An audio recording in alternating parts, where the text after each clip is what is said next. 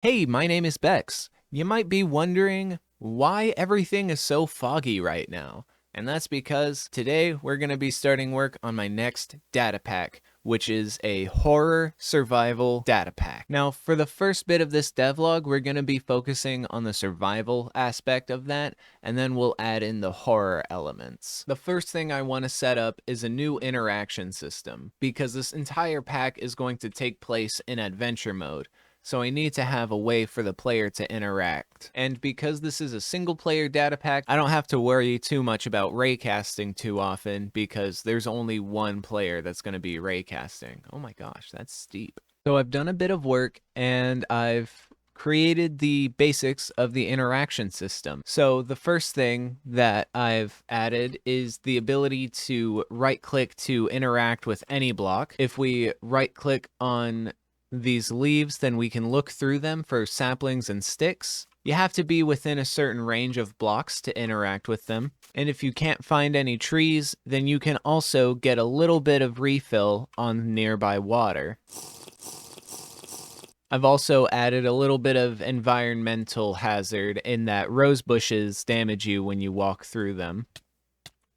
Your best chance at finding food is to look through oak leaves because they can drop apples. Alright, so I've been working for quite a bit longer and I've gotten a few more interactions down.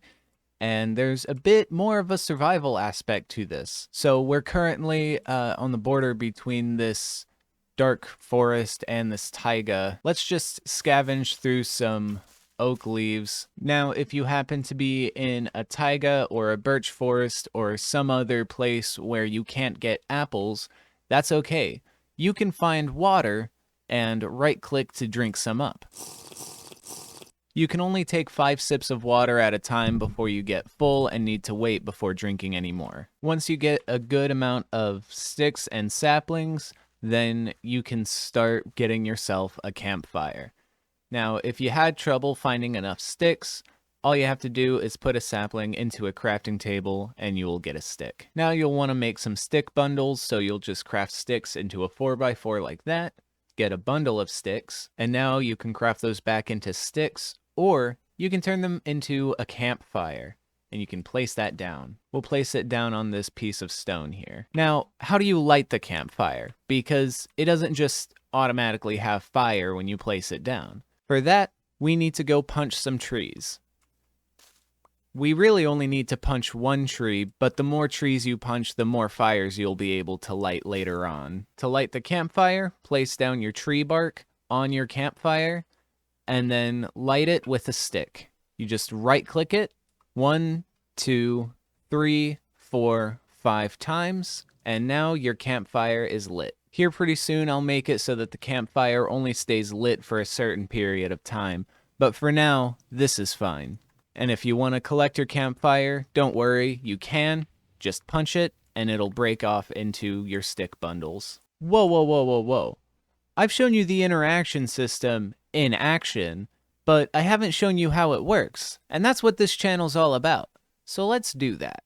So here's our main function folder. In our tick function, we have this command right here, which is just our entity tick. This helps reduce the amount of at ease that we use in the data pack as it gets larger. And then it runs a couple timers for game mechanics. Now, the big interesting thing that we want to look at is this interactions folder. The heart of the interaction system is an interaction entity which is constantly being tracked in front of the player's eyes. And whenever the player left clicks or right clicks, it's detected by that interaction entity, which we can detect using the data pack. So there are two main trigger functions here: punch for left click and gather for right click. Right now, punch just handles breaking campfires and harvesting bark from logs, and gather has quite a few functions. It's used for placing campfire, it's used for drinking water, it's used for checking leaves, it's used for putting bark on a campfire, and it's used to light the campfire. Now, when either of these functions are triggered, what happens is the data is removed so that the function doesn't loop and it only runs once. Then it triggers a raycast function, which summons a stopping point marker for the raycast so that it knows when to stop if it doesn't collide with a block, and then it triggers the raycast. which is just a command that runs until it either hits that limit that we defined earlier, or it hits a block that isn't air. And when it hits a block that isn't air, it will summon an area effects cloud that will only stay alive for 1 second that has a tag of checker, and we can use that checker tag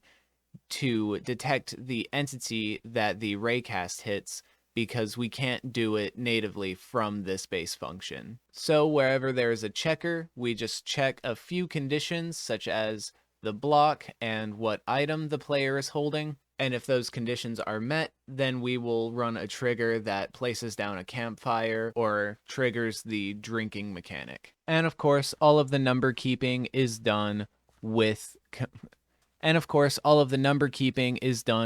scoreboards. So the limit on how much a player can drink is imposed by the scoreboard. You see, as you drink, it goes up to 5, and then you're unable to drink anymore until the thirst timer hits 0, and it counts down the thirst value so that you can take another sip. Next, I want to add ways to get more food. I'm thinking something with these mushrooms could be helpful. And I also want to add a bit of a survival mechanic from the rain. You're not going to be able to build a base or a home in this data pack, but you will be able to set up in a cave to survive for a little bit. This is a perfect little camp spot. I might be able to settle down here. So it's been a couple days.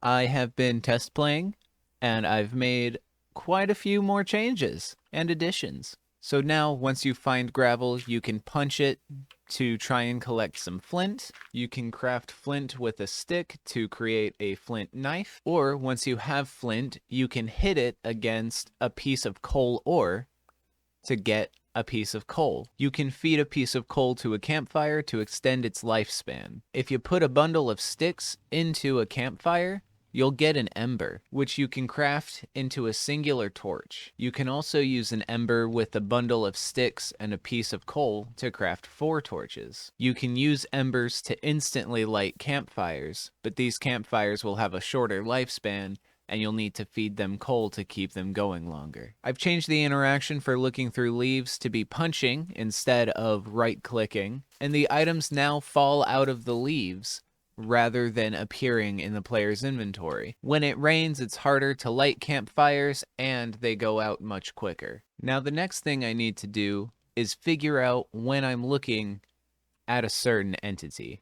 A scoreboard that tracks my rotation, that's the X-rot value. I also have marked down the values that are calculated to determine whether or not I'm looking at the entity, which is a span of 180 degrees. So it's been a while, and it's looking like, as short as this first devlog is, anything else that I'm going to add is going to take a lot longer to implement, and I want to get this video out because it's been in the works for a while now. It's been in the works since before the chopping block feature guide came out, and I've kind of fallen into a trap of comparing this devlog to chopping block's devlog. And the reason this is a trap is because chopping block was already much further along in development when I posted the first devlog on my channel. I had already made quite a few features of the data pack, whereas you've seen me create this pretty much from scratch. And right now, I'm not sure what more survival features I could add, and at the same time, I'm having a lot of trouble coming up with and implementing horror features that are interesting enough to put in this video. So I think what I'm going to do is I'm going to end the devlog here, and I'm going to say thank you for watching the first episode. I'll see you in the next one. Leave your comments for any suggestions down below. Like, subscribe, all that jazz, and I'm out. I'll see you next time. Goodbye.